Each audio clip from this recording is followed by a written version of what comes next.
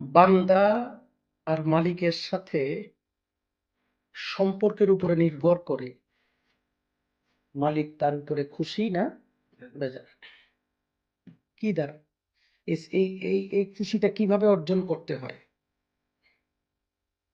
খুশিটা অর্জন করতে হয় মালিকের নির্দেশ মানার মাধ্যমে। খুশিটা অর্জন করতে হয় নিজেকে আত্মসমর্পণের মাধ্যমে।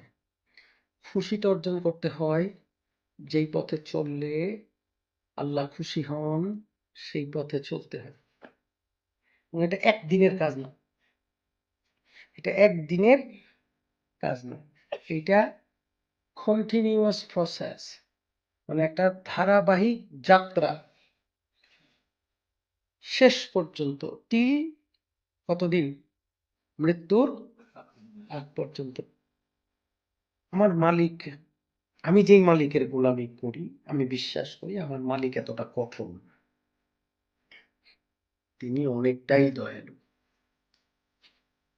আমি বিশ্বাস করি যে ইভেন আমরা সারা বছর চেষ্টা করলাম, আমরা অন্ধকারে নিমজ্জিত থাকলাম, আমি উদাহরণ দিচ্ছি আর কি, হ্যাঁ, মনে করেন 10 বছর তরিকা করলাম এবং আমি 10 বছর চেষ্টা করলাম, কিন্তু তারপরেও আমি আলোটা দেখতে পারলাম না। হতে পারে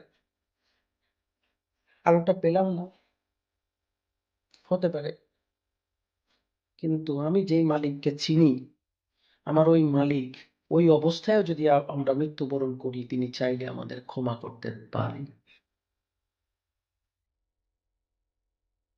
অ্যাটলিস্ট আমার বলার জায়গা থেকে, মালিক আমি আলো পাই আর না পাই, দিল জানছে তোমারে ভালোবাসছি, তোমাকে পাওয়ার চেষ্টা করছি, টাকার মতো ডাকতে হবে,